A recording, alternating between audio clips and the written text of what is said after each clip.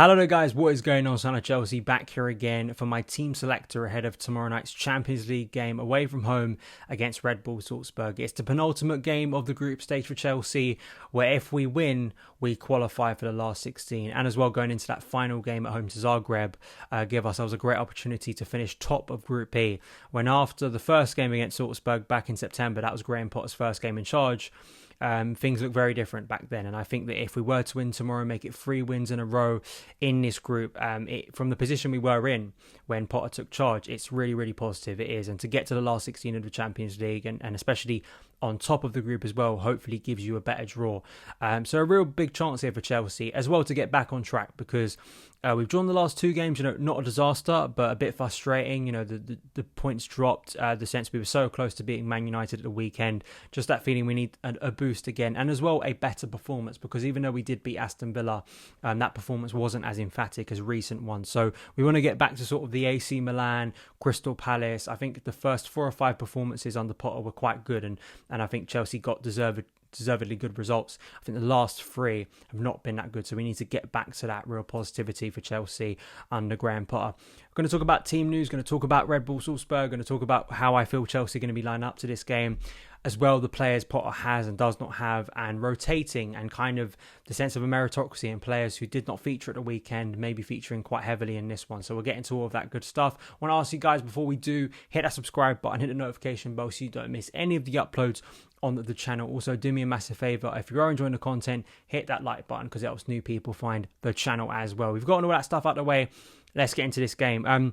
Seeing open training session, I am doing this preview a little bit earlier because with away Champions League games, the press conferences are usually quite late at night. So just scheduling wise, I haven't heard Graham Potter's press conference, but we do know from open training that Kalidou Koulibaly was not involved. So you can add him to the list of players injured. We don't know how long he's going to be out for.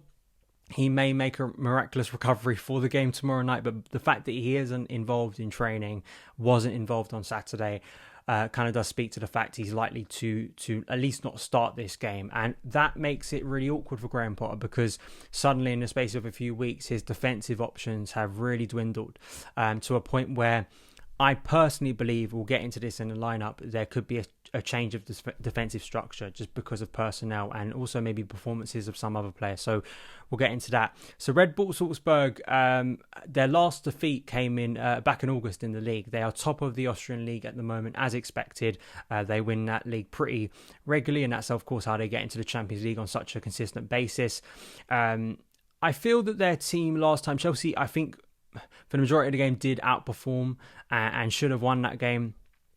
But they do have some very good young players. Okafor was the player who scored the equaliser against Chelsea. I believe he scored against Zagreb, some big results for them in recent games to really get them into a position going into the final 2 games, this one at home and the last one against AC Milan, which could turn out to be sort of a bit of a knockout tie dependent on results, because Salzburg are definitely vying for second or first place in this group, and they've put themselves in a strong position, which makes tomorrow an awkward and tricky game away from home for Chelsea. It really does, because Salzburg will look at it and go, all right, Chelsea are the favourites. Chelsea are a little bit better in this group than they were the last time we faced them.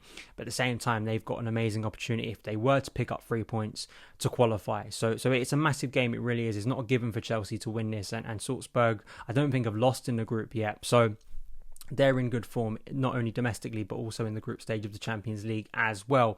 So Okafor scored last time. Benjamin Sesko, I still think, is probably the biggest threat, or at least the most interesting player to watch. He's going to be moving over to Leipzig next season, and forced a good save out of Kepa in the first game.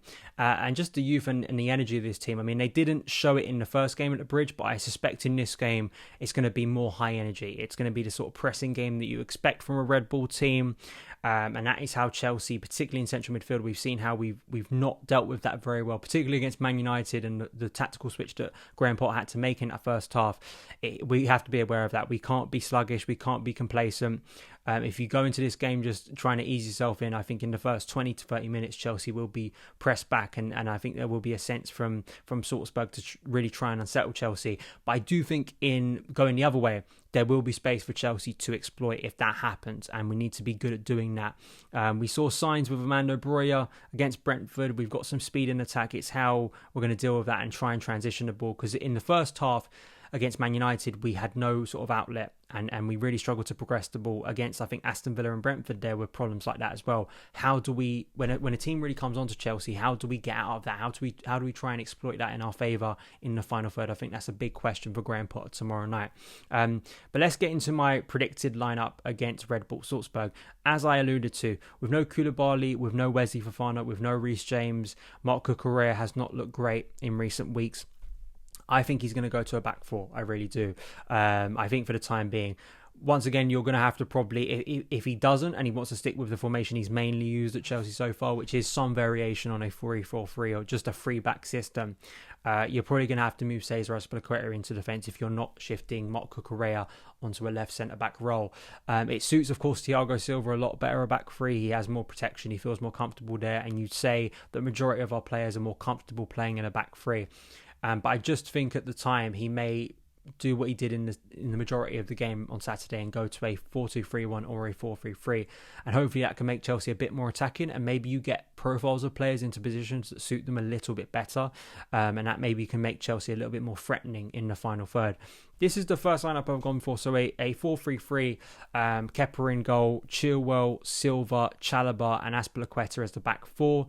As I say, if it's not Reece James, who is going to play the conventional sort of right-back role? If you're playing more conventional fullbacks, I think Azpilicueta is the most obvious option here. If you're playing a wing-back, obviously you can maybe shift Loftus-Cheek out to there. You can maybe shift one of the wingers that we've got out to there. But particularly if you are playing a back four, I think, unfortunately, at the current time, you are kind of forcing yourself to play Cesar Azpilicueta with the options available.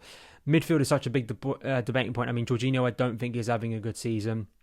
I don't think he's offering the protection or what you'd want from him on the ball, to be honest. Yeah, everyone will go, he scored a penalty, but he scored a penalty. It's not, an open play. Chelsea have been struggling, I think, at times to really settle on that area, particularly with injuries to the likes of N'Golo Kante, and Kovacic has been in and out, I think, struggling with fitness. Sometimes he looks good, sometimes he's looked poor this season, and I think it is down to those fitness issues.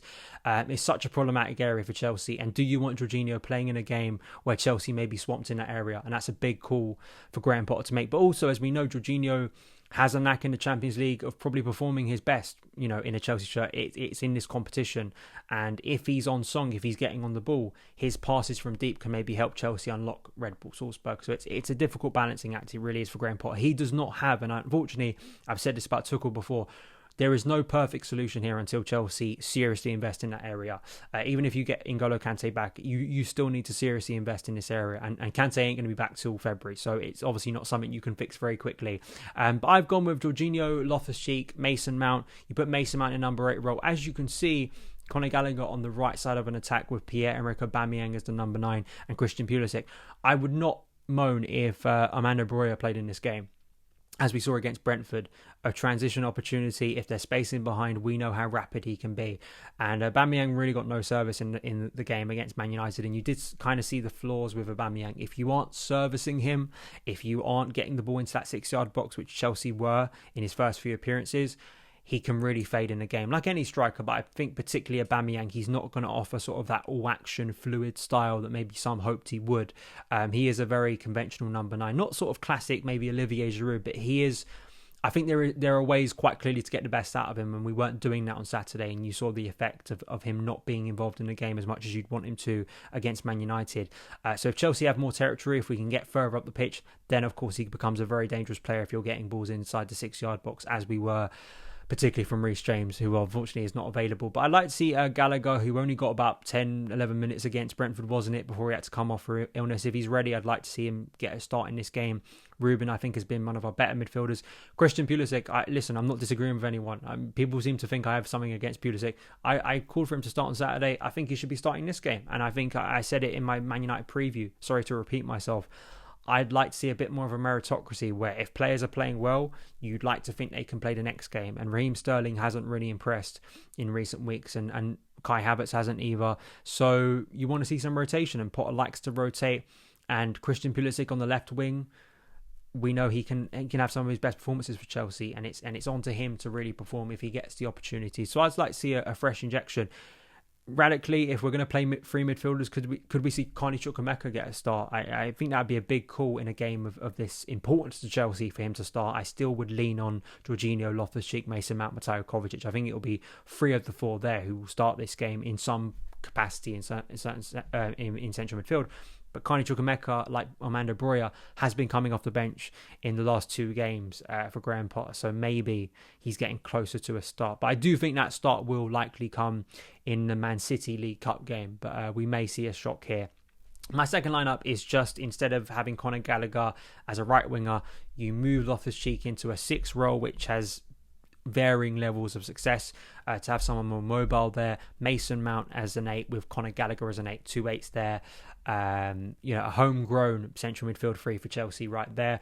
Raheem Sterling as a right winger, Christian Pulisic on the left, Aubameyang number 9. So I do agree, if you're going to play wingers, particularly Raheem Sterling, we said this when Raheem Sterling signed for Chelsea, if you don't play him as a wide player, which we have not as much, you are maybe limiting yourself with Raheem Sterling. We know how threatening he can be, particularly coming. I still think the best Raheem Sterling is coming in from the left onto his right foot, but obviously that conflicts with Christian Pulisic. But Pulisic at times has played off the right, so either of these players, we could see both start in this game. That'd be quite interesting as well. I want to hear your thoughts because, listen, I think it was really positive the first few weeks, and I know at the time, and maybe now people can sort of turn around and go, the opponents were all terrible and Chelsea were quite lucky. I don't think we were in the performances. I think we were quite emphatic in our wins. I think it's fair to point out, as we did at the time, that the opponents were not going to be the hardest Chelsea would face this year. But at the same time, we were watching some good football and we were seeing the attacking players produce. That obviously has not been the case in the last 2 games. Our goal on Saturday comes from a penalty. We weren't very threatening in open play. We just weren't. We weren't creating a lot. We need to get back to that. We need to get back to a phrase I like to use a lot: wide margins for error in the final third. And hopefully this game can provide it. It's a big game for Graham Potter. I think if we win it, real sense of optimism. You have to just take it and go, we're in the last 16. Happy days, and hopefully we can move on to the Brighton game at the weekend with a lot of confidence. The other thing I would mention is, yes, Silva, you have to manage his minutes well. Him playing twice in as many, about 4 days, it's not great, but this is the problem you have when we have a lot of players going down injured. And effectively, if you want to rotate again, I think the best back 3 you could do is pay Marc Cucurella, Trevor Chalobah and Cesar Azpilicueta, potentially, and that's not great, is it, compared to having Silva. I think the game of this nature requires Thiago Silva. I think it's important enough for him to play, so I think he will play, and hopefully with the 5 subs, if things are going well, he maybe can be taken off earlier. But that's a dream scenario, so we will see how it plays out. Let me know your opinions, your lineups, your thoughts, all of that good stuff in the comments below. Hit that subscribe button, hit the notification bell. We'll be bringing you my reaction to the game tomorrow night, where hopefully Chelsea would have qualified. Follow me on Twitter @SonOfChelsea, and I'll see you again very soon. All the best.